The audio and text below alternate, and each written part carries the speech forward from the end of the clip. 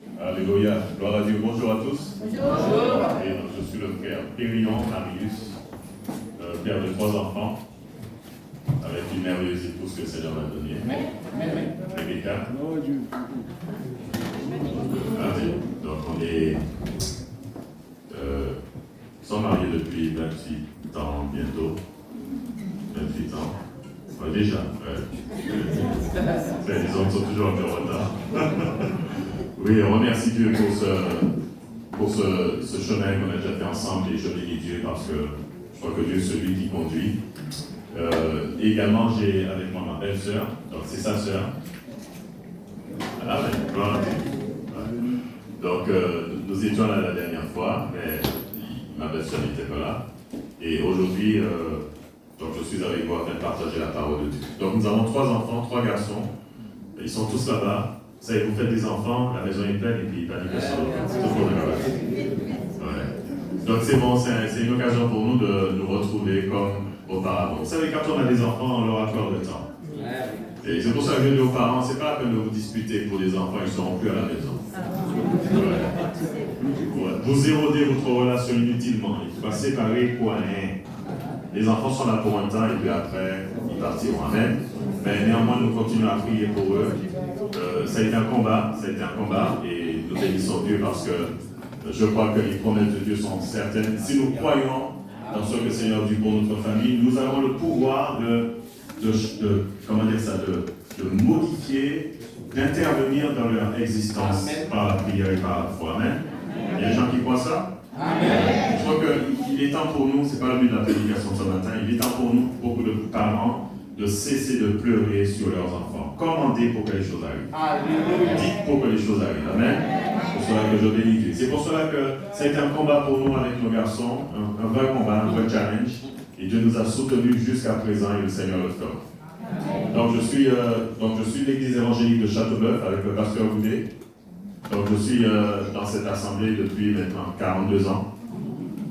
Et j'ai déjà fait un bon long chemin avec Dieu et je vois évoluer le monde évangélique avec ces changements. Et c'est pour cela que mon but et la mission que le Seigneur m'a confiée, c'est de prêcher sa parole. C'est prêcher sa parole dans toutes les occasions favorablement. Et surtout enseigner et donner à Dieu la possibilité de pouvoir dire les choses comme lui, il le veut. Amen. Amen. Surtout me soumettre à sa volonté, c'est surtout ça. Et puis mettre de côté mes pensées, afin que le Seigneur soit glorifié à travers sa parole. Et c'est pour cela que ce matin, je suis venu, je remercie mon frère Kadémark et tous les frères qui sont avec lui, les anciens, et tous les bien-aimés qui sont là, je vous salue dans le nom de Jésus. Toujours d'être là, d'être de nouveau avec vous. Vous savez, je donne un petit secret, raconter une petite chose que certains connaissent déjà, peut-être pas ici. J'ai accepté l'évangile à la mission chrétienne de Mout. J'ai donné à Jésus ma vie à la mission chrétienne avec le pasteur Alain Chouaquier, ici qu'il a connu. Amen, gloire à Dieu. Et c'est ce jour où j'ai donné à Jésus ma vie et depuis je chemine avec lui. Et donc, pour certaines raisons, je ne suis pas fait baptiser à la mission chrétienne, mais je persévère à l'église de Châteauneuf depuis ma conversion. En tous les cas, je bénis Dieu parce que les voies de Dieu sont impénétrables. Amen. Gloire à Dieu. Est-ce que vous mangez la parole de Dieu? Amen. On va en manger? Amen. Vous allez apporter vos couverts? Amen. Vous allez apporter vos fourchettes, vos couteaux? Et votre assiette? Ouais. Est-ce que maintenant un petit bagage à part pour préparer un petit bon manger encore? Amen. Gloire à Dieu. Amen. Un petit peu rare, ok? Gloire à Dieu. Ce matin, je voudrais parler de... Vous savez, la vie chrétienne, c'est une vie qui est très difficile. Est-ce qu'il y a des gens qui savent ça? Ouais, ça semble à quelqu'un qui l'aime. La vie chrétienne, c'est une vie qui n'est pas facile. La vie chrétienne également, c'est une vie qui, si on ne la comprend pas, nous passons à côté, nous faisons comme Paul a dit, nous faisons naufrage par rapport à la foi. Et nous pourrons avoir fait naufrage et continuer à venir à l'église alors que nous ne sommes plus dans les rangs. Et c'est pour cela qu'il est important pour nous d'avoir des bases solides afin de maintenir une stabilité spirituelle. Ce qui manque aujourd'hui à beaucoup de chrétiens, c'est de la stabilité, de la consistance, de la persévérance. Beaucoup de choses, beaucoup d'émotions, et quand il s'agit de faire les choses à long terme, nous manquons de persévérance. Et ce matin, je voudrais apporter 3 vérités fondamentales qui, à mon sens, permettent aux chrétiens de pouvoir bâtir des fondations et surtout afin de lui permettre d'être inébranlable dans la vie. Est-ce que vous croyez que vous pouvez être inébranlable? Est-ce que nous croyons que nous pouvons atteindre une stabilité qui va nous permettre d'attendre le retour de Jésus sans pour cela tourner le dos au Seigneur Jésus? Amen. Gloire à Dieu. Est-ce qu'il y a des gens qui sont là qui croient ça? Est-ce qu'il y a des gens qui ont déjà passé de grandes difficultés là? Des gens qui ont déjà passé de gros problèmes là? Et malgré ça, vous êtes encore là? Est-ce qu'il y a des gens qui ont déjà pleuré? Vous avez pleuré toutes les larmes de votre corps, mais vous êtes encore là, parce que vous savez en qui vous avez cru. Alléluia! Gloire à Dieu, on bénit la parole de Dieu, on bénit Dieu pour cela. Et ces 3 vérités fondamentales, nous allons les voir ensemble. Et ma base de lecture se trouve dans Samuel, dans 2 Samuel. Donc c'est l'histoire que vous connaissez très bien. Juste avant ça, excusez-moi.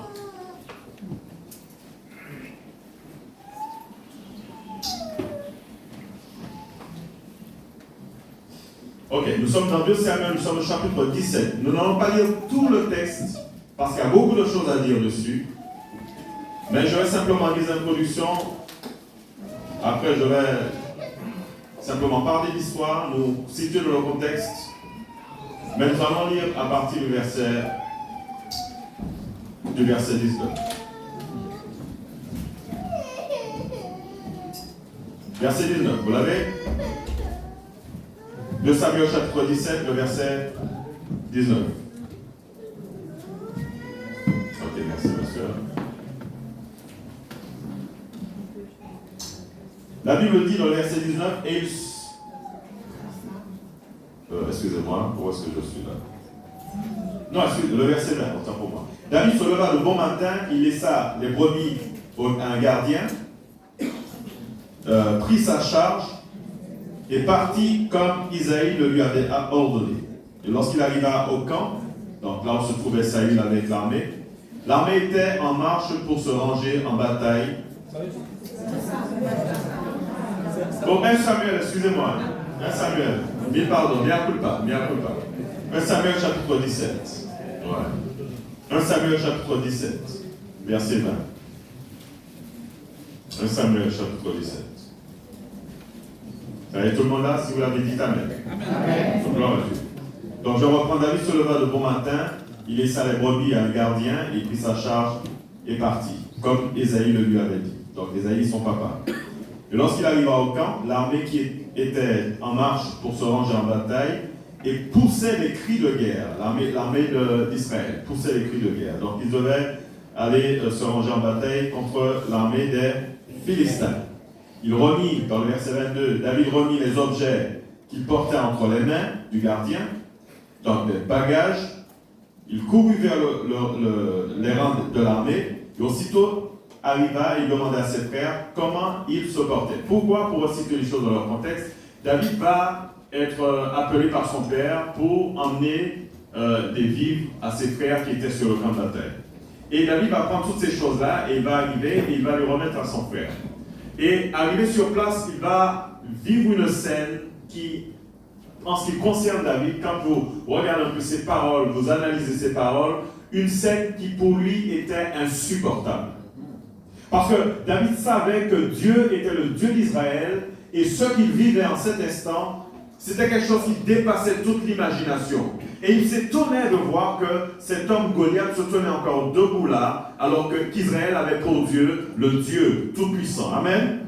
Gloire à Dieu. Et regardez maintenant dans le verset, on va parler de verset 23. Tandis qu'il parlait avec eux, et voici le Philistin Gad nommé Goliath s'avança entre 2 armées, hors des rangs des Philistins, et il se tint, il était le même discours que précédemment. Et David les entendit. Donc David a entendu ces choses-là, et vous connaissez l'histoire.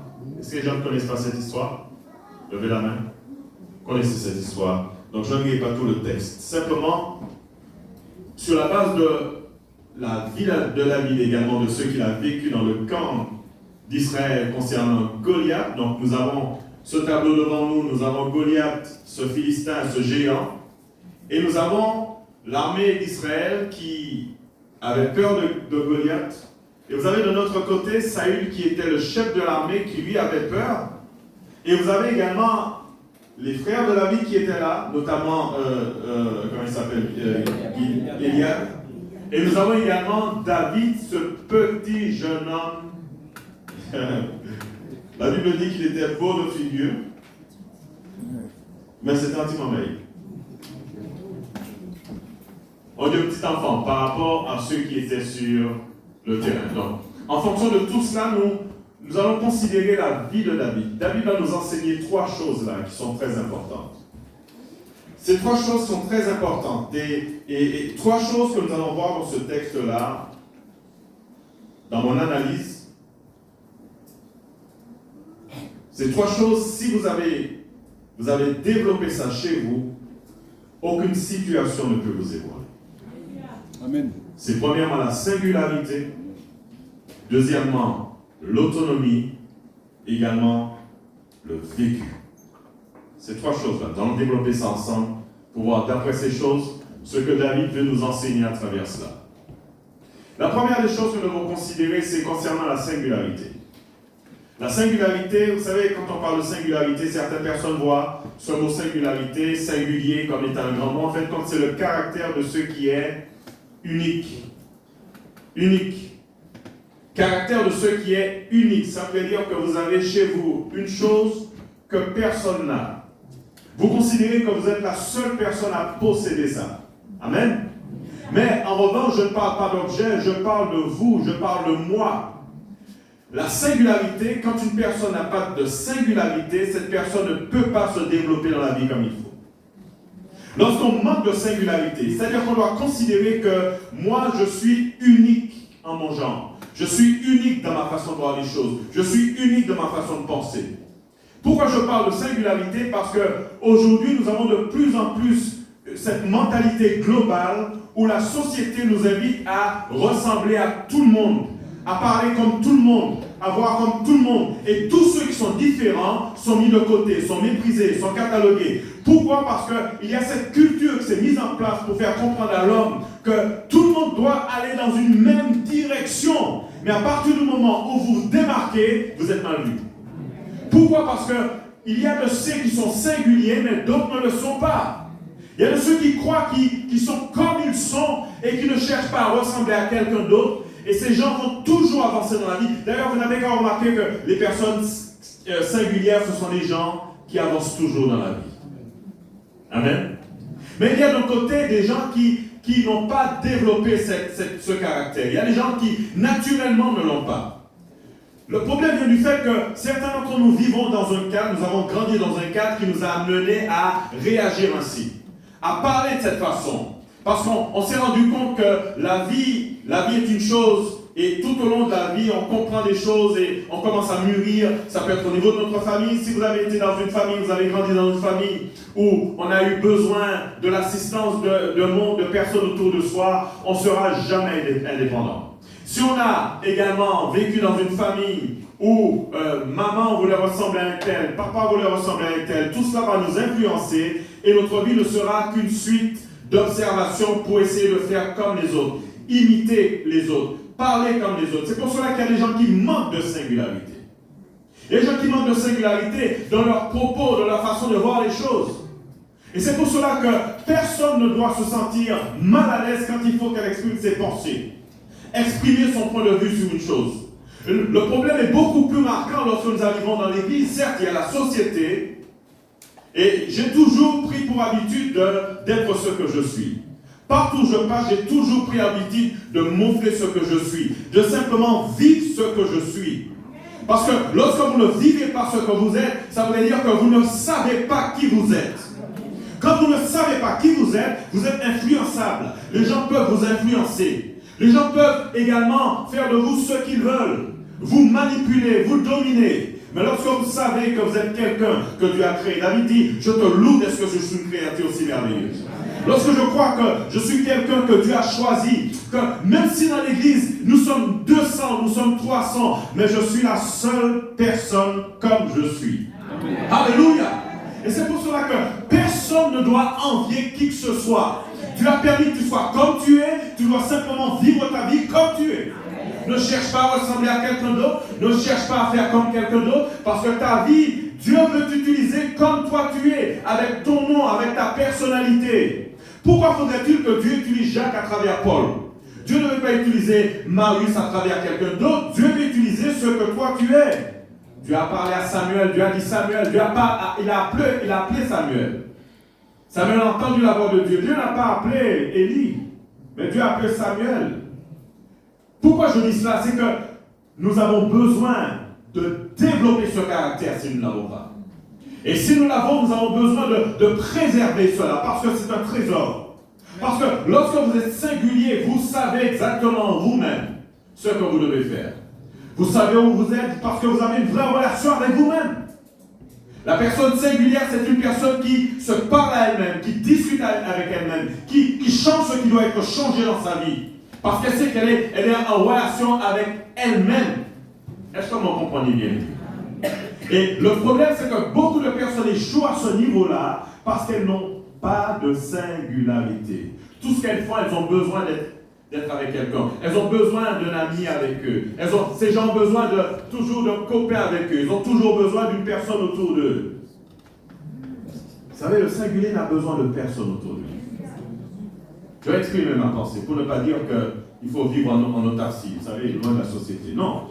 Mais la personne singulière, c'est une personne qui, elle-même, Dieu lui a montré, elle a un agenda, elle a un projet, elle sait qu'elle va dans une direction et elle poursuit sa vie. Même si les difficultés viennent sur son chemin, elle va toujours poursuivre sa vie parce qu'elle sait qui elle est, elle sait où elle va, elle sait ce dont elle a besoin. Il y a des gens qui ne savent pas aujourd'hui ce qu'il leur faut.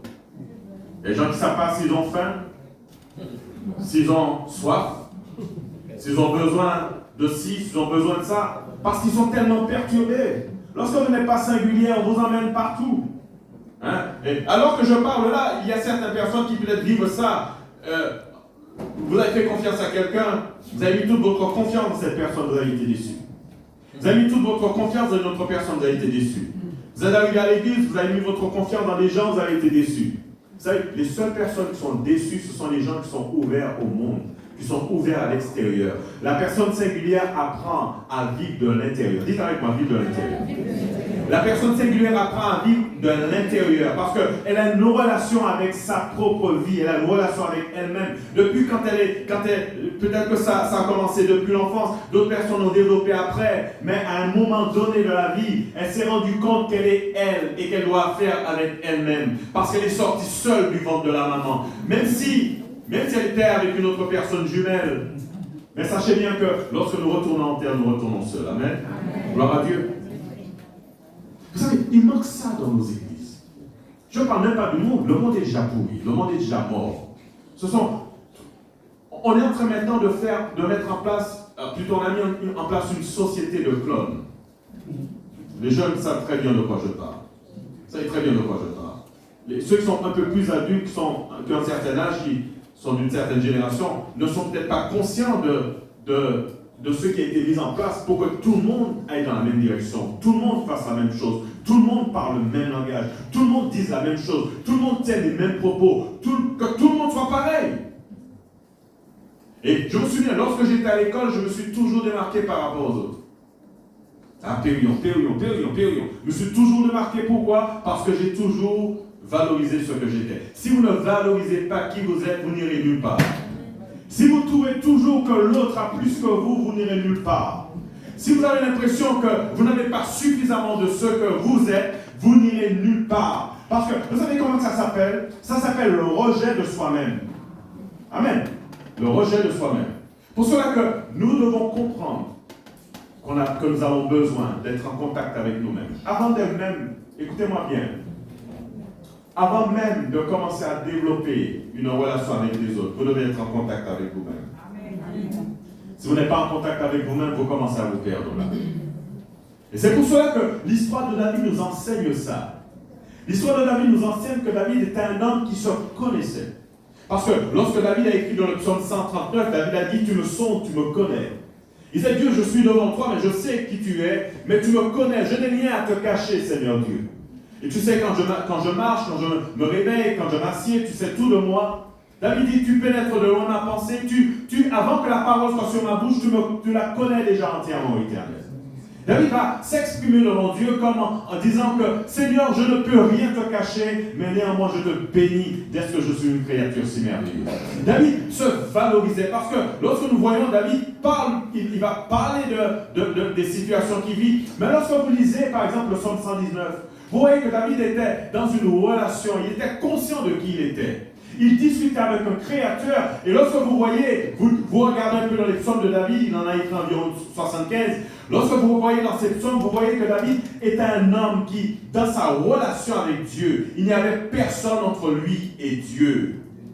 Il n'avait même pas ses frères, parce que David savait qui il était. Le chrétien qui ne sait pas qui il est, il viendra à l'église, il cherchera à imiter les autres, il cherchera à prier comme les autres. Il cherchera à faire comme les autres. Il va essayer de faire les choses comme tout le monde. Mais nous ne sommes pas là pour être des clones. Dieu ne nous a pas appelés pour que nous soyons des clones. Dieu m'a appelé, moi, Marius, dans mon genre, dans ma personnalité, comme je suis. Et vous devez exactement faire la même chose, comme vous êtes. Sachez bien que certaines personnes ont besoin aujourd'hui de faire quoi? De se trouver. Je ne dis pas de se retrouver, mais de se trouver. Et lorsque vous allez vous trouver, vous allez être établi en contact avec vous-même. Et David l'a fait. Vous savez ce qui a permis à David de faire ça? C'est de la solitude. David a vécu une vie de solitude durant toute sa jeunesse, son adolescence. N'oubliez pas que David était un berger. Lorsqu'on lit dans ce texte-là, on voit qu'Isaïe, son père, l'avait appelé pour faire quoi? Pour emmener des vivres à ses frères. Mais dans le discours de David, quand il va arriver sur le champ de bataille, David va dévoiler une chose à Saül. Quand il va dire à Saül, quand je gardais les troupeaux de mon père. Vous savez, le travail d'un berger, ce n'est pas ce que nous voyons aujourd'hui ici. Là. Chez nous, il n'y a pas de berger. Nous n'avons pas de berger ici. Là. On n'a pas de berger à Martinique. Aux Antilles, nous n'en avons pas. Si vous voulez voir de vrais bergers, vous allez en Europe, vous allez aux États-Unis, vous allez dans le monde, là où il y a des gens qui gardent vraiment des troupeaux. Non pas des gens qui ont simplement des lieux, un terrain sur lequel il y a des animaux. Non, ce n'est pas ça. Un berger investit à 100% dans le travail qu'il fait. Premièrement, le berger vit une solitude constante. Et lorsque vous êtes seul avec vous-même, vous avez le temps de développer une relation avec vous-même. Pourquoi je dis ça? Parce que beaucoup de personnes ont trop de personnes autour d'elles. Vous n'avez pas le temps de vous connaître parce que vous avez tellement de bruit autour de vous. Vous avez toujours quelqu'un pour vous apporter quelque chose, quelqu'un pour vous dire un propos, quelqu'un pour vous parler de tel. Vous n'avez jamais développé de relation avec vous. Comment pouvez-vous développer une vraie relation avec Dieu si vous ne vous connaissez pas vous-même? Parce que quelquefois, notre comportement nous surprend. Quelquefois, nous faisons des choses et après, nous regrettons, nous disons, mais je n'aurais jamais dû faire ça. Parce que vous ne connaissez pas. Mais si vous vous connaissez, lorsque vous vous trouvez face à une situation, vous savez exactement quelle sera la fin de cette situation. Vous savez exactement ce que vous allez faire. Vous ne serez pas surpris par votre comportement. Mais lorsque vous ne vous connaissez pas, lorsque c'est un tel qui vit à travers vous, lorsque c'est le frère un tel, la soeur un tel qui vit à travers vous, vous ne savez pas qui vous êtes. Est-ce qu'il y a des gens qui veulent développer cette singularité? Je veux être moi, je veux être moi. Seigneur, je veux que tu m'utilises avec ceux comme moi je suis. Pour cela, nous devons vivre. Accepter quelquefois d'être seul. Vous savez, demandez à mon épouse. J'ai beaucoup de connaissances. Ouais, en reconnaissance. Mais je suis toujours seul. Vous savez, la solitude, c'est quelque chose que j'adore. Moi, j'adore ça. Entre guillemets, Dieu mérite l'adoration. Mais c'est quelque chose que j'aime. Pourquoi? Parce que ça me permet d'être en réunion avec moi. Donc, à faire une réunion comité tout de suite. Je dis, il y a telle chose qui ne va pas. Il faut que tu arrives à régler ça. Tu as réagi de telle ou telle façon. Non, tu dois revoir ces choses-là. Parce que lorsqu'on développe cela, il y a des gens qui ont peur d'être seuls. Si vous avez peur d'être seul, c'est parce que vous avez peur de vous connaître vous-même. La solitude, c'est une occasion pour permettre à un individu de se construire. David, durant ce temps avec Dieu, pouvait connaître Dieu parce qu'ils se connaissaient. Ils pourraient dire dans le psaume 23, l'Éternel est mon berger, je ne manquerai de rien. Parce qu'ils savent exactement quel était le travail de berger, quel était ce qu'ils vivaient, également les peurs de berger. Avant d'avoir du courage, le berger a peur. Avant de pouvoir se tenir de vous contre les adversités, le berger au départ a peur. Parce que lorsque vous commencez, vous devez passer la nuit et vous n'avez pas de lumière. Chez nous, maintenant, nous avons tout ce qu'il faut. Si vous êtes berger, ils vendent toutes les lampes là, ils vendent tout ce qu'il faut. Mais à l'époque, il y avait quoi? Il n'y avait absolument rien. La seule petite chose qu'il y avait à l'époque, qui permettait pas aux bergers de voir ce qui s'est passé dans les champs, c'était... Non, pas la lune. Anti-lampion.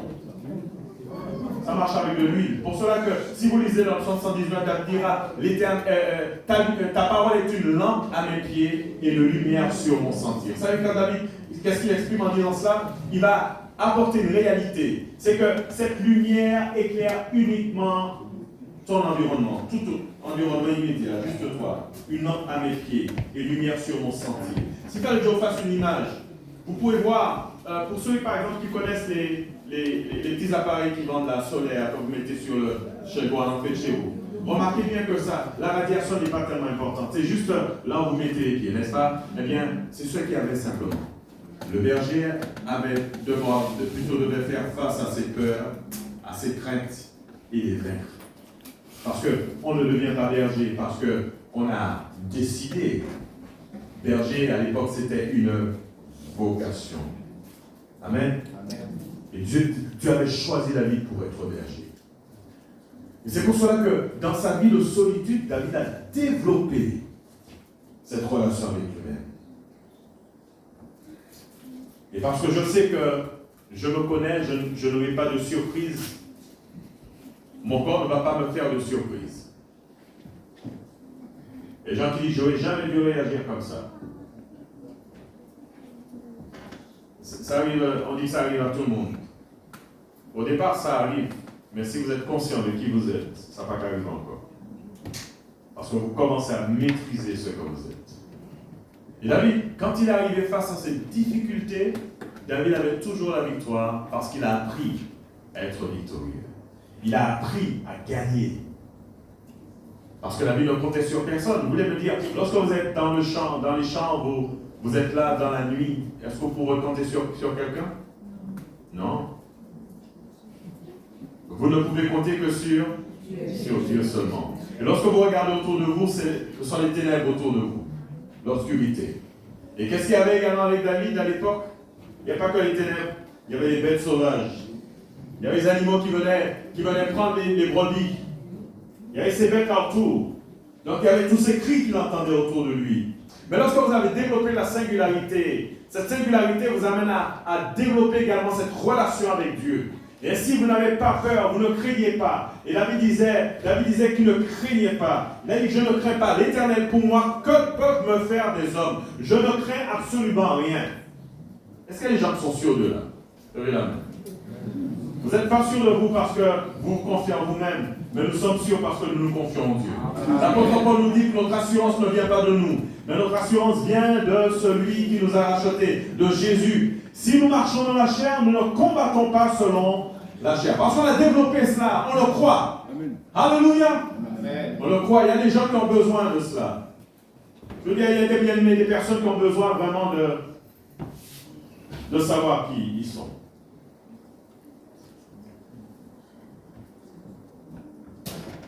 Les gens qui n'ont jamais le temps d'être seuls. Est-ce qu'il y a des gens qui passent du temps seuls? Il y a des gens qui passent du temps seuls. Amen. Comme ça, bon, l'autre c'est bon Dieu, bon Dieu, bon Dieu, bon Dieu. Et je m'adresse aux jeunes parce qu'aujourd'hui, ce que la société voudrait, c'est que vous ne soyez jamais seuls. La société, c'est une société qui est là pour détruire l'être humain. La société qui est en train de se mettre en place, celle qui est issue de la grande réinitialisation, c'est un fait maintenant, nous le savons. Cette grande réinitialisation qui veut modeler notre jeunesse et par-dessus tout modeler nos enfants. On vous enseigne à ne jamais rester seul. Vous savez qu'il y a les réseaux sociaux. Les réseaux sociaux sont destinés à vous stimuler en permanence, vous maintenir dans un niveau d'excitation permanent. Vous empêchez d'être seul. Et lorsque vous n'arrivez pas à être seul, vous ne pouvez pas développer ce caractère. Donc, vous êtes directement visé. Et si vous voulez vraiment servir Dieu, vous devez faire violence sur vous-même. Et les gens qui se réveillent le matin, la première chose qu'ils font, ils vont sur les réseaux sociaux. Amen. N'est-ce pas les jeunes? Oui, le portable là. Les jeunes et les moins jeunes. Les jeunes et les moins jeunes. Je ne parle pas des papilles, des mamies. Les jeunes et les moins jeunes. Certaines mamies, certaines. Non, c'est déjà les mamans qui devaient apprendre. Alléluia. Gloire à Dieu. Donc tout cela pour dire que il y a une chose qui s'est passée et j'ai suivi le développement. Vous savez, dans le monde, il y a tellement de réactions et j'ai suivi le développement d'un chef, comment ils appellent ces gens, un maître yogi. J'ai suivi le développement de maître yogi sur les réseaux sociaux et particulièrement sur le téléphone portable.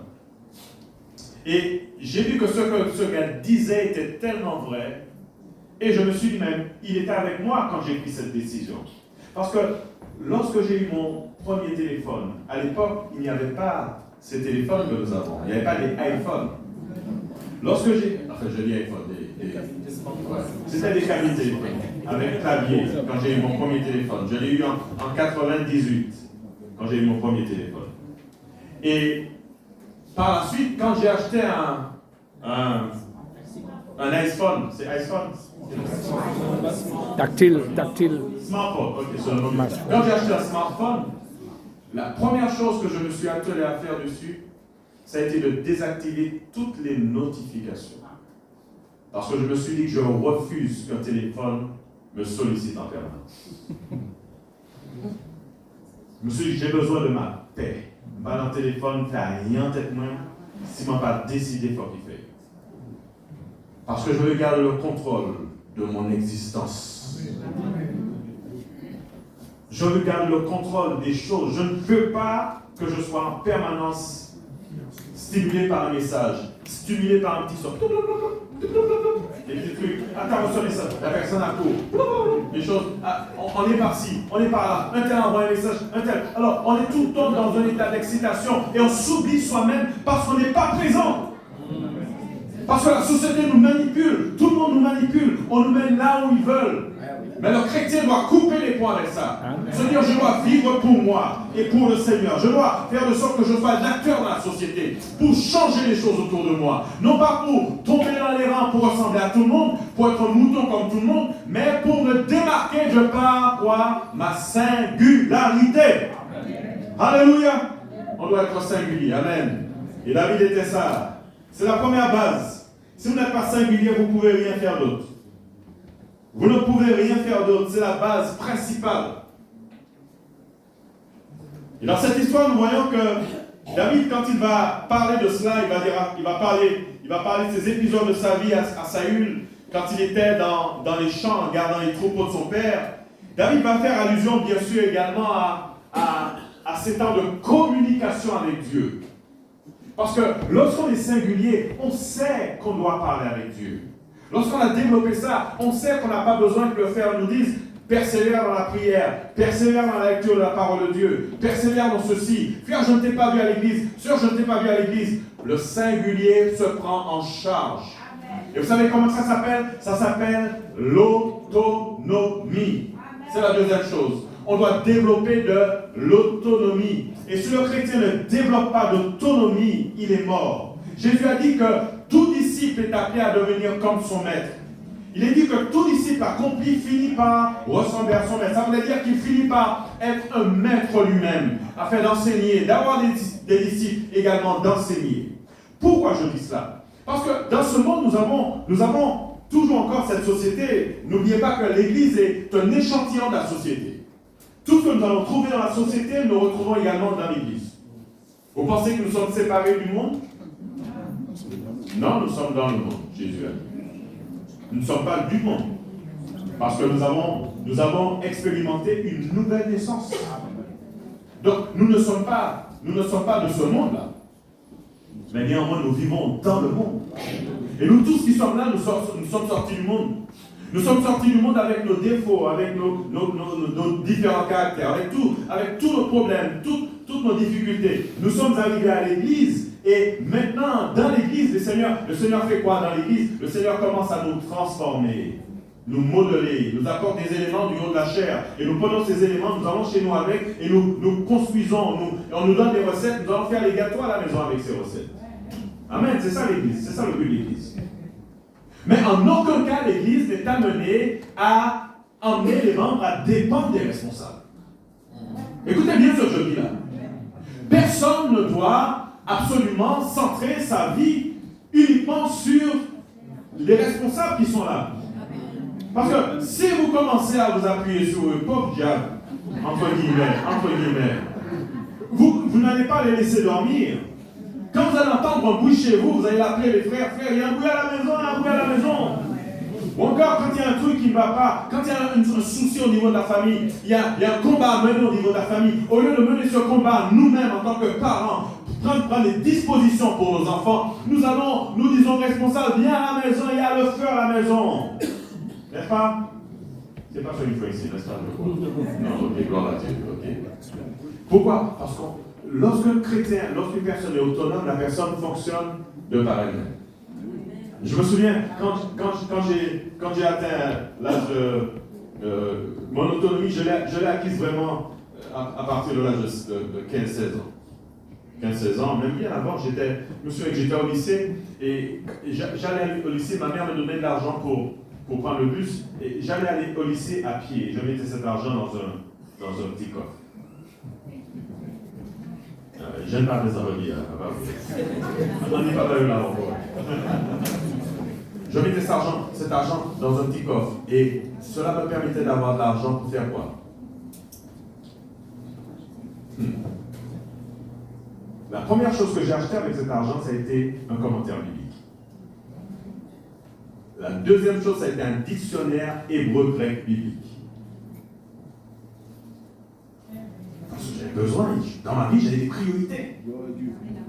Certaines personnes diraient, moi je suis jeune, je vais commencer à acheter des chaussures, Non.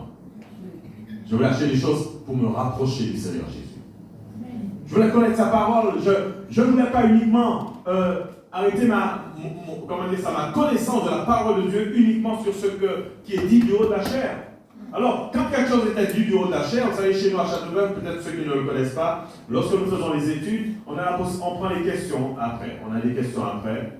Et tout le monde est libre de poser les questions. Les gens sont libres de ne pas être d'accord avec ce qui est dit du haut de la chair. On est aussi flexible que ça. Je me souviens de frères qui, tout le temps, ils contredisaient, d'autres frères étaient fâchés, mais moi j'étais content parce que ça me donnait une occasion de pouvoir montrer la parole de Dieu, ce qu'elle disait. D'autres étaient gênés par ça.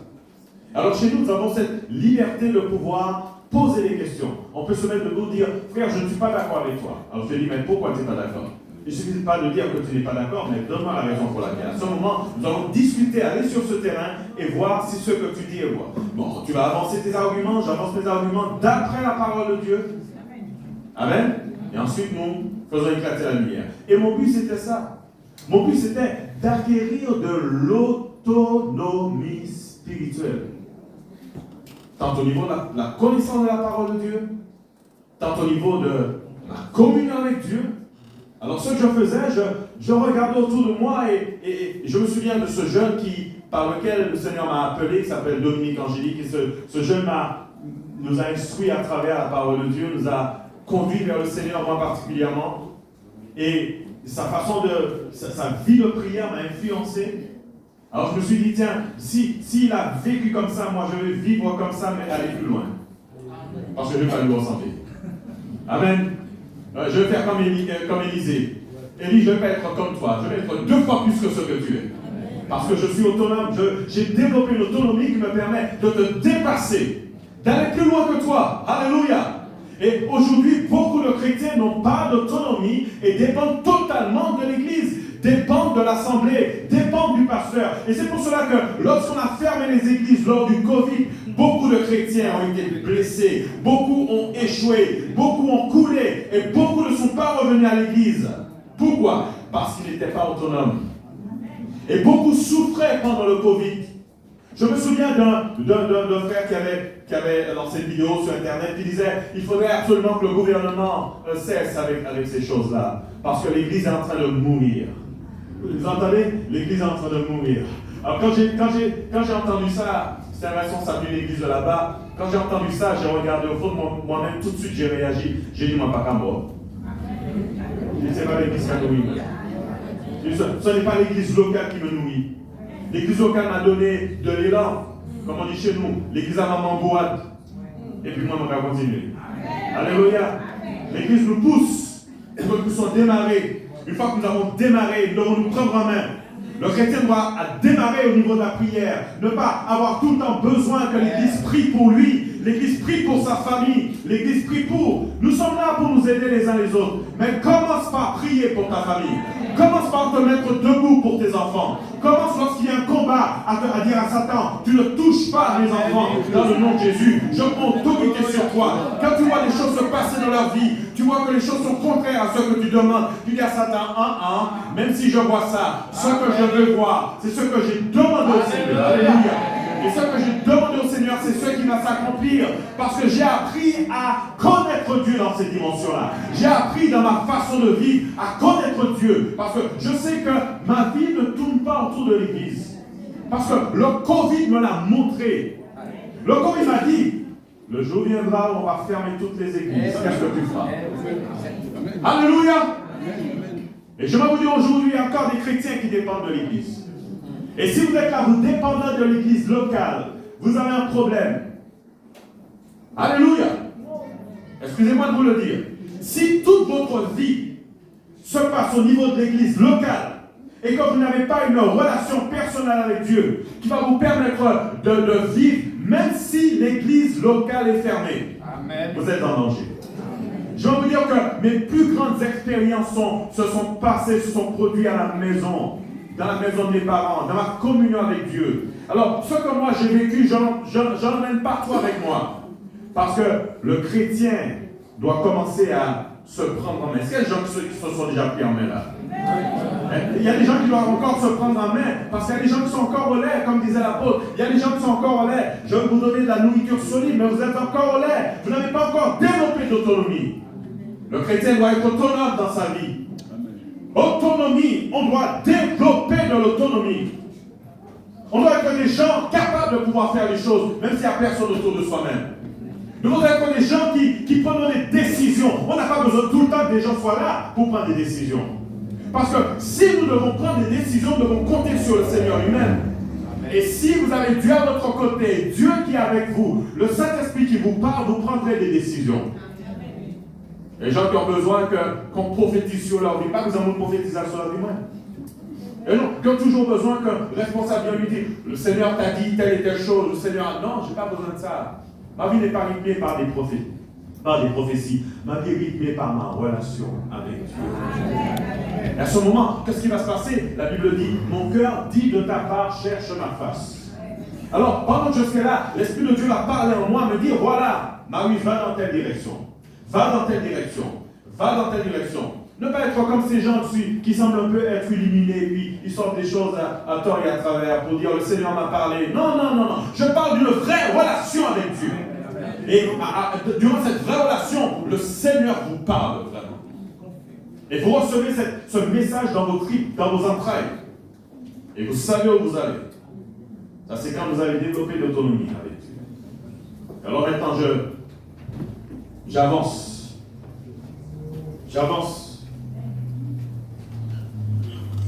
Une personne autonome, c'est une personne qui prend des décisions. Une personne autonome, c'est une personne qui réfléchit, qui prend les bonnes décisions. Certes, on peut quelquefois faire des erreurs. Nous ne sommes pas exempts d'erreurs. L'échec, quelquefois, ne doit pas être un frein à notre autonomie. Les échecs sont là. Mais ce qui est bien dans l'échec, c'est que l'échec vous permet de grandir. Amen.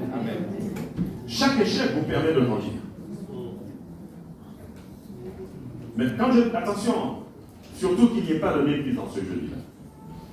Quand je parle d'échec, de chaque échec qui nous permet de grandir, je ne parle pas d'une personne qui sait que là où elle va, c'est un danger, qu'elle persiste à aller au même endroit, à faire la même chose.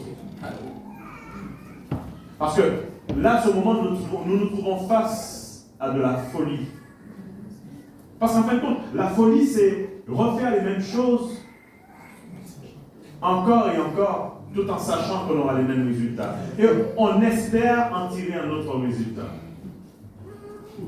Mais lorsque nous cheminons avec Dieu, parce que nous nous sommes pris en main, nous ne sommes pas exempts d'échecs. Mais cela ne doit pas nous empêcher de continuer à développer l'autonomie. Vous avez un enfant qui grandit, un jeune, je me souviens pour moi, quand j'ai fini mes études au lycée, tout de suite je suis allé chercher du travail, commencé à développer de l'autonomie. Et je me souviens de ce jour, j'ai eu mon premier salaire et j'ai emmené à ma mère 500 francs à l'époque. J'ai dit, maman, tiens, je me suis senti tellement grand. C'est bien, moi, mon plus grand. Parce que j'étais fier de moi. Et voilà, maman, tiens. Et puis, après, quand je suis parti à l'armée, je me suis engagé à l'armée. Quand je suis revenu en vacances, et puis j'ai entrepris de faire tous les travaux de la maison. J'ai dit, j'ai fait ça pour maman. J'ai fait l'entrée de la maison. Ensuite, j'ai fait la clôture, j'ai dépensé, j'ai fait. On me disait, mais non, ma mère me disait, mais non, je ne dépense pas ton argent. J'ai dit, maman, mais non, il n'y a pas de problème pour ça. Je le fais parce que j'ai envie de le faire. Je le fais pour toi. Parce que je me sentais grand. Je disais que je pouvais maintenant. Ça, c'est de l'autonomie. Quand on a ce sentiment-là, rien ne nous arrête. Et c'est ce qui manque à beaucoup de chrétiens. Les chrétiens n'osent pas aujourd'hui parce qu'ils ne sentent pas au fond d'eux-mêmes qu'ils ont ce pouvoir de pouvoir faire les choses. Amen. Alors, on compte sur les autres. Tant que le pasteur ne vient pas, tant que le responsable ne vient pas, on ne prie pas à la maison. On ne fait pas ça. Alors des fois, nous en tant que responsables, nous sommes assujettis, fatigués, cassés. On a une vie de famille. Nous avons une vie de famille. Et les chrétiens oublient ça. J'ai dû prendre un autre numéro de téléphone. Non pas pour qu'on ne m'appelle pas, simplement pour... Je sais que ce numéro de téléphone, c'est uniquement les bien-aimés qui m'appellent aussi. Surtout quand je fais des émissions, quand on passe des émissions, tout cela, beaucoup de personnes appellent. Mais je vais toujours rappeler aux gens qui doivent développer de l'autonomie. Et David a développé cela. Quand David va parler aux Philistins, déjà, il va arriver sur la route. Il va arriver dans le camp. Il va parler il va remettre les présents, les choses que son père a données. Il va remettre ces choses. Et David va dire, écoutez, regardez ce qu'il dit. Regardez ce qu'il dit. Regardez la parole d'un homme autonome. Dans le verset 22. Avant ça, verset 31. Verset 31. Lorsqu'il eut entendu les paroles prononcées par David, il les répéta devant Saül, qui le fit chercher. Et maintenant, dans le verset 22, David dit à Saül, écoutez bien ça. Ça, c'est lorsque vous êtes autonome que vous pouvez parler ainsi. Si vous dépendez des gens, vous ne pouvez pas parler ainsi. Et une personne autonome, généralement, c'est un leader. Dieu veut que chacun de nous, là, que nous soyons des leaders.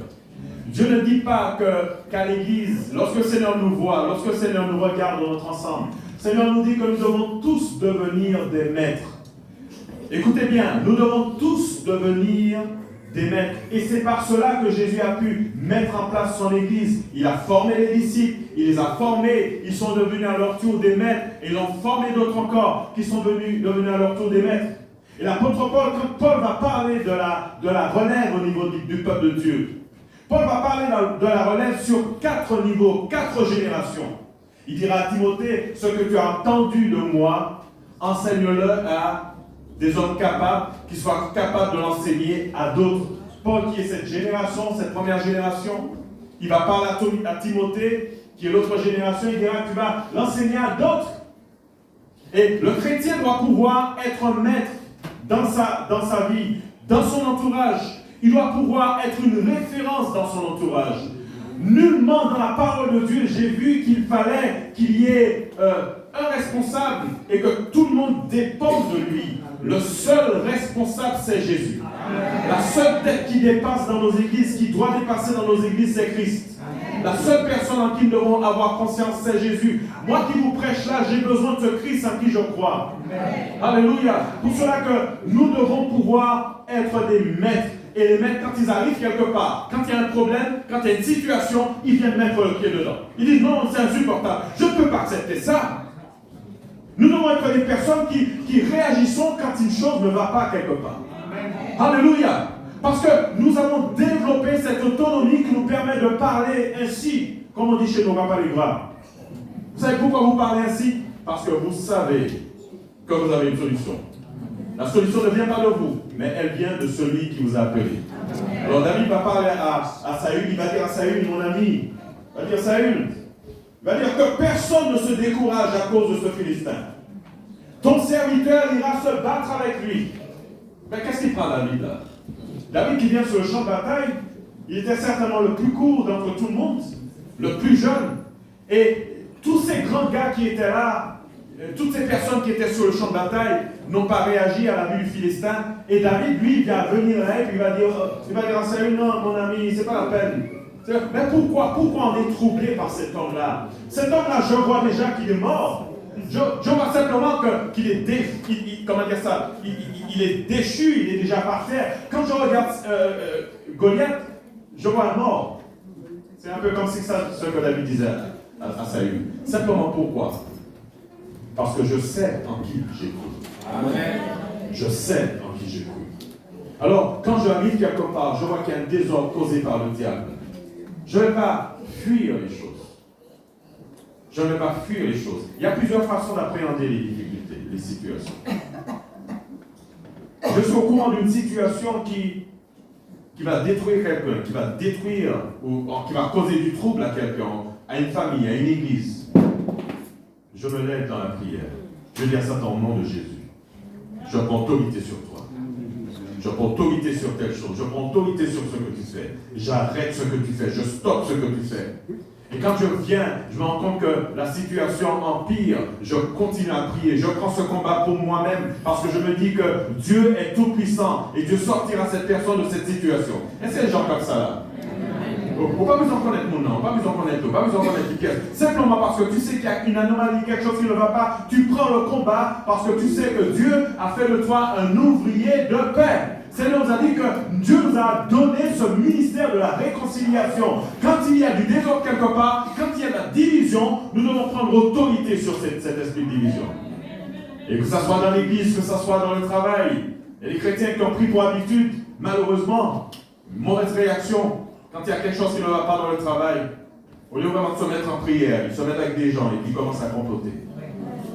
Quand une chose ne va pas à l'église, au lieu de se mettre en prière, dire frère, on se met en prière, on va combattre. C'est le diable qui fait ça. Je ne vois pas que c'est le frère qui le fait. On va combattre dans la prière. Alors ils se mettent avec deux autres fois, ils commencent à papoter, à dire des choses. Pas comme ça que nous allons faire. Si David avait une autre façon de penser, David, quand il s'est arrivé dans le camp des Philistins, enfin pas des Philistins, d'Israël, sur le champ de bataille, si David, quand il est arrivé là, s'il était comme moi, il le dit comment? Qu'est-ce qui se passe? Ces gens-là, ce sont des guerriers qui se cachent. Ou encore, dire, mais commencer à mépriser le roi. Dire, tu n'es pas capable. Ce n'est pas ta place. Si tu étais vraiment roi, tu ne serais pas en train de tapir dans ta tente. Tu serais sur le champ de bataille. Commencez à faire, à rejeter la responsabilité sur ceux qui sont là.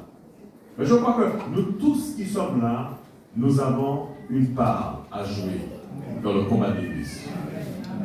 Dans les difficultés de l'Église. Dans les difficultés des familles. Lorsque tu entends que dans une famille quelque chose ne va pas, au lieu de parler de mal, priez avec. Quand tu apprends que le fils de la sœur est tombé dans la drogue, au lieu de dire il était pour s'atterrir parce que depuis jour, ou encore des trucs comme ça. Des fois, nous sommes méchants dans nos propos. Des fois, nous détruisons l'œuvre de Dieu. Au lieu de construire l'œuvre de Dieu, nous détruisons l'œuvre de Dieu. Lorsque nous voyons ces combats, nous devons dire Satan, non, c'est mon frère, c'est ma soeur. C'est ma soeur. Est-ce que nous sommes conscients que nous sommes d'une même famille là? Amen. C'est mon frère, c'est ma soeur. Je combats pour mon frère et ma soeur. Alléluia. Alors David a dit à Saül, mon vieux, c'est pas la peine, que personne ne se décourage là. Parce que Goliath est déjà mort. Vous savez, cette assurance que nous avons, c'est une assurance que nous avons acquis de par notre fonctionnement. Dites avec moi, fonctionnement. Quand vous avez l'habitude de répéter un même geste, vous développez ce qu'on appelle la dextérité. C'est facile. Vous savez, moi je suis musicien, je suis guitariste. Et avec le temps, on finit par avoir les mains légères sur l'instrument. Ou quand il fait des mains, dès l'autre fait alors, quand ça sortir. N'est-ce pas? Pour les instrumentistes. Pourquoi? Parce que vous développez, vous arrivez à connaître votre instrument ou encore votre outil. Hein? Et c'est pour cela que David dit, béni soit l'Éternel qui exerce mes mains au combat et mes doigts à la bataille. Parce qu'il avait l'habitude de le faire. Alléluia. Gloire à Dieu. Alléluia. Béni soit le nom de Jésus. Amen. Et c'est pour cela que le Philistin, lui,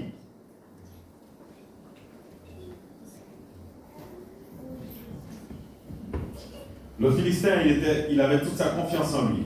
Mais David avait confiance en l'Éternel. La dernière chose, c'est que nous devons avoir, c'est un vécu. Est-ce qu'il y a des gens là qui ont vécu? Est-ce qu'il y a des gens qui ont vécu? Ah, est-ce qu'il y a des gens qui ont déjà vécu quelque chose avec Dieu là? Quelque chose qui va leur permettre de se rappeler que Dieu a fait. Quelque chose qui a été tellement fort dans votre vie et vous dites non, il est impossible que Dieu change.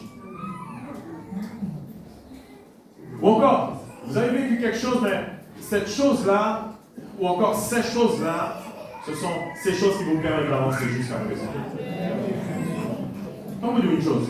Si le chrétien n'a pas de vécu, il n'a pas d'avenir non plus. Si le chrétien n'a pas de vécu, il n'a pas d'avenir également. Parce que lorsque vous voyez un peu toujours ce David-là, David dira dans le psaume 116, j'aime l'Éternel car il entend ma voix, mes supplications car il a penché son oreille vers moi. C'est parce que David avait vécu quelque chose avec Dieu. Il vivait des choses avec Dieu. Il va le décrire à Saül. Il va dire à Saül que quand Saül a regardé, Saül a vu que c'était un enfant. David a dit, même si on le voyait comme un enfant, mais David n'était pas un enfant devant la guerre. David, c'était un homme expérimenté. Pour cela qu'il a parlé à Saül. Il a expliqué à Saül, il a dit à Saül, ton serviteur, dans le verset 33, ton serviteur allait dans le verset 34. Ton serviteur faisait paître les brebis de son père, et quand un lion ou un ours venait les enlever une du troupeau, je courais après lui, je le frappais, et j'arrachais la brebis de sa gueule. S'il se dressait contre moi, je le saisissais par la gorge, et je le frappais, je le tuais. Il dira, c'est ainsi que ton serviteur a terrassé le lion et l'ours, et l'homme sera de même pour ce Philistin, c'était circoncis, et qu'avec toute titre, comme l'un d'eux, car il a insulté l'armée du Dieu vivant. Ça veut dire que lorsque vous avez vécu des choses avec Dieu, tout ce que vous avez vécu vous sert d'appui, de tremplin, afin de pouvoir toujours aller plus loin. Vous croyez que même si la situation est une situation difficile, vous allez vous dire en vous-même, je crois que ce que Dieu a fait il y a telle et telle année, il le refera aujourd'hui. Même si je ne vois pas la situation s'éclaircir, mais je sais que Dieu ne me laissera jamais dans cette situation. Même si je me rends compte autour de moi que tout le monde m'abandonne, Dieu a dit qu'il ne m'abandonnera jamais parce qu'il a fait la promesse. Alléluia! Et lorsque je comprends que Dieu est celui qui sera toujours avec moi, alors je vais me rappeler comme David, je vais dire, même si je suis dans le gouffre, j'aime l'Éternel, car il entend ma voix, mes supplications. Alléluia! Pour cela, David, dans ce psaume, il va commencer à parler. Il va décrire les choses qui sont passées. Il va dire, les liens de la mort m'avaient environné, les endroits du sépulcre m'avaient saisi. J'étais en proie à la détresse sur tourment, mais j'invoquais le nom de l'Éternel. J'étais dans le gouffre, j'ai invoqué le nom d'Éternel. David a dit que j'étais sur le point de mourir. J'ai crié à Dieu et Dieu m'a répondu. Alléluia. Et le chrétien doit pouvoir vivre ça dans ses entrailles. Pour cela que lorsque le diable viendra devant toi, te dire, ah, il y a aucun espoir pour toi. Tu diras, ah, alors je vais tard là, Satan. Parce que je crois que mon Rédempteur est vivant et il se lèvera toujours pour moi. Je crois que la situation ne va pas rester comme elle est. Même si les gens se moquent de moi parce que les choses ne vont pas. Même si les gens voient de moi cette apparence. Mais je crois que ce que Dieu a fait, il le fera encore. Vous devez avoir un témoignage. Vous devez avoir quelque chose à témoigner pour dire, je crois que Dieu fera encore. Le chant qu'on a chanté tout à l'heure, Dieu fera. Il le fera. Et moi je le crois parce que Dieu a fait dans ma vie. Dieu a fait dans ma vie. Il y a des choses que Dieu a faites dans ma vie. Je n'oublierai jamais cela. Et toutes les fois où je marche, je passe par des difficultés. Je me souviens toujours des choses que Dieu a faites. Et je me dis que Dieu le refera. Dieu va agir encore parce que le Dieu n'a pas changé. Amen. Pour que Dieu ne fasse pas parce qu'il a changé, il aurait changé, mais Dieu ne change jamais. Alléluia. C'est là notre espoir, bien-aimés. Il y a des bien-aimés qui manquent. Ils manquent d'expérience avec Dieu, l'expérience. Et le problème, c'est que c'est le chat qui mord sa queue. Si vous ne vivez pas, vous ne pouvez pas avancer. Vous avez besoin de vivre des choses, de passer par le feu, de passer par l'eau, de passer près de la mort. C'est lorsque vous revenez d'une situation qui ne vous a pas détruit, que vous dites avec Dieu. Lorsque vous revenez d'une situation qui, malgré le fait que tout le monde n'avait plus d'espoir pour vous. Parce que des fois, lorsque vous vivez des gens vous plaignent. Les gens viennent, ah, monsieur. Au lieu de vous envie d'encourager, il y a plus fort pleurer. Oui, alors, mais quand vous vivez ça dans vos entrailles, si vous êtes la personne, vous avez ne serait-ce qu'une petite once, un petit millimètre confiance en mon Dieu. Vous allez, Seigneur, j'ai presque perdu confiance en toi, mais je te fais confiance en toi. Et puis, le jour vient, tu te rends compte que tu sors de la difficulté. Alors, quand tu sors de la difficulté, tu ressors de là, tu ressors de la grandie. Et puis tu dis, ah, il part toujours, mais il va quelque chose encore. Il va toujours, mais il va quelque chose encore. Parce qu'il faut savoir que ce qui ne te tue pas te rend beaucoup plus fort. Et quand tu vis des choses avec Dieu, ce sont des témoignages que tu accumules pour le temps qui vont te permettre de continuer à aller plus loin, d'avancer pour que tu sois un acteur non seulement dans ta vie, mais également dans la vie de ceux qui t'entourent, dans la vie de l'Église. Dieu veut que nous soyons en bénédiction aux autres. Et pour être en bénédiction, nous devons vivre les choses de Dieu. Et pour vivre les choses de Dieu, nous devons rester attachés à Dieu. J'aime l'Éternel car il entend ma voix, mes supplications. Et si tu ne vois pas les choses arriver, tu dois continuer à espérer en Dieu. Ce chant dit, espère en Dieu, espère en Dieu. Tu dois espérer en Dieu parce que jamais Dieu n'a délaissé un de ses bien-aimés. Amen. La confiance en Dieu, c'est que Dieu ne laissera jamais tomber l'un d'entre nous. Comprenez bien ça. Il y a des gens qui disent que le diable, arrêtons de parler du diable bien-aimé. Arrêtons de lui donner la gloire. Satan m'a fait, Satan a pris mes enfants, Satan. C'est pas Satan. Souvent la porte va y faire.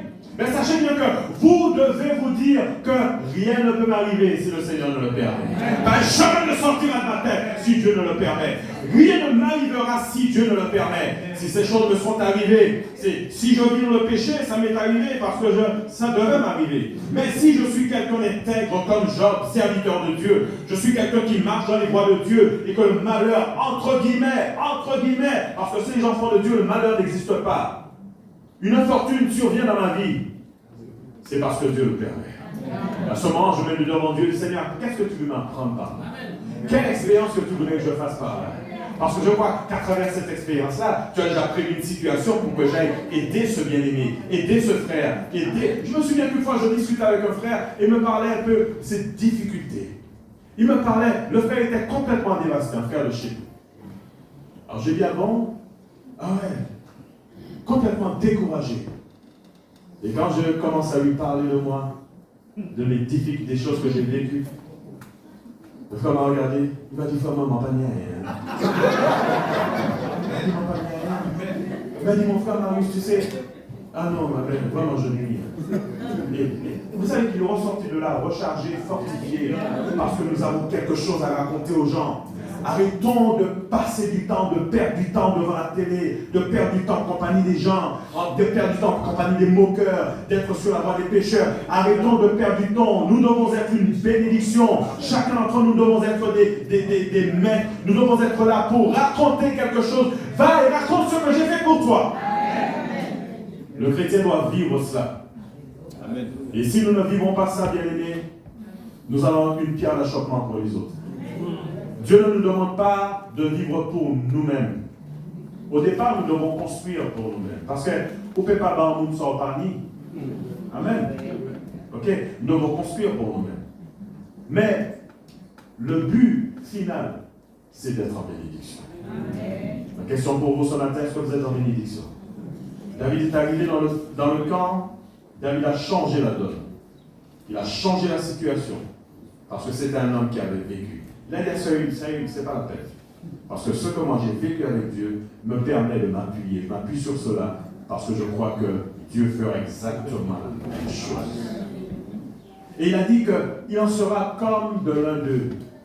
Ça veut dire que c'est le même bagage à fait passer. J'irai, je veux le frapper. Je veux le frapper. Bien aimé, Dieu nous appelle à réellement vivre sa présence. Et plus je vais dans le temps, plus je me rends compte que dans le monde évangélique, il y a moins d'engouement pour Dieu.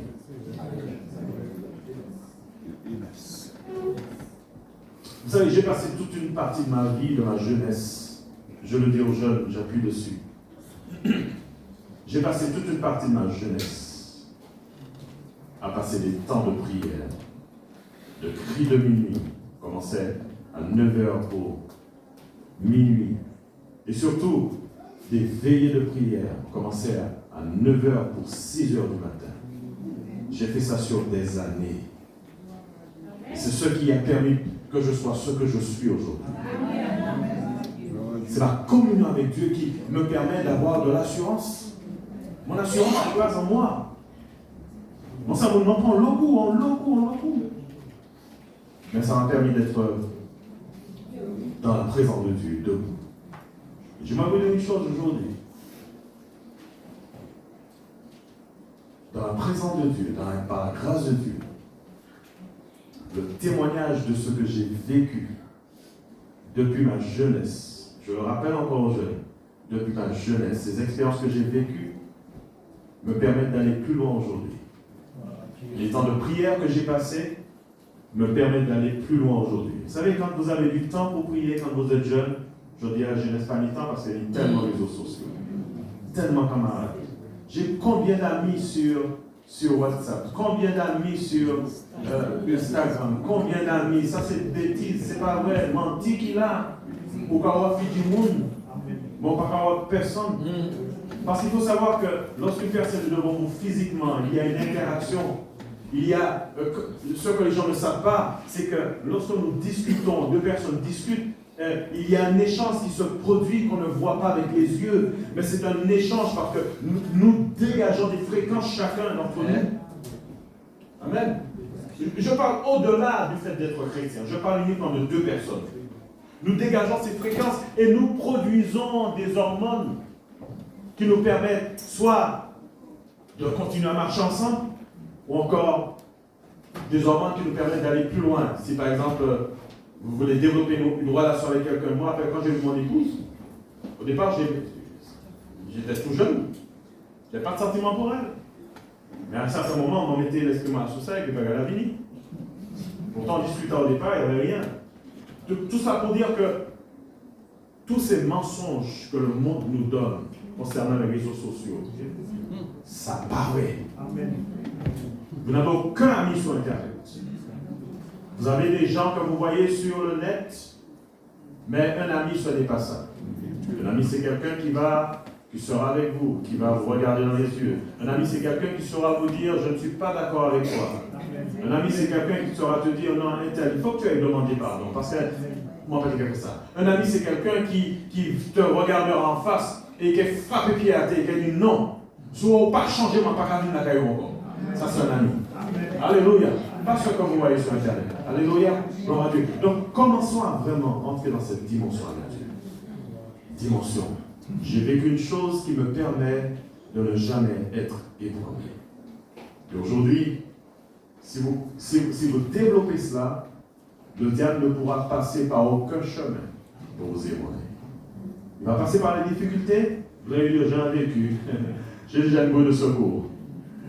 Il va vous dire que, mais non, mais tu ne peux pas faire ça. Tu dis non, je suis autonome, pas besoin. Moi, c'est un grand monde, n'est-ce pas? Tu diras, mais non, mais pourquoi tu ne ferais pas comme un tel? Non, j'ai ma personnalité, je suis comme je suis.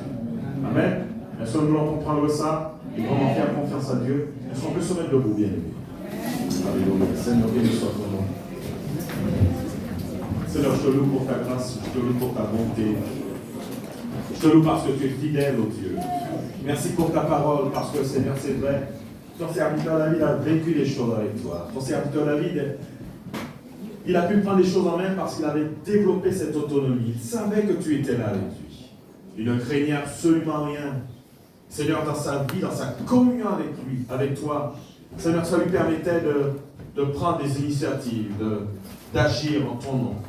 Pour cela qu'il a dit à ce Philistin, au nom d'Éternel, je vais couper ta tête, et je donnerai ton cadavre aux oiseaux. Il a pu le dire parce qu'il avait déjà vécu ça. Seigneur, dans les champs avec les brebis. Oh Dieu, tu voudrais, Seigneur, que nous puissions vivre des réalités avec toi, afin que notre chrétienne soit bien fondée, basée. Et nous te le demandons. Seigneur, mon vœu et ma prière, c'est que chaque bien-aimé, chacun d'entre nous, que nous puissions vraiment développer ce caractère singulier, que nous puissions vraiment développer cette relation avec nous-mêmes et avec toi, afin de vraiment bâtir notre personnalité et refuser de prendre la personnalité de qui que ce soit. Comme David l'a fait, il a refusé l'armure de Saül, il a refusé son épée, il a pris son bâton. Je voudrais, Seigneur, que nous puissions vraiment développer de la singularité. Enseigne-nous. Enseigne-nous dans le nom de Jésus, pour la gloire de ton nom. Amen. Bien que le Seigneur bénisse. Amen.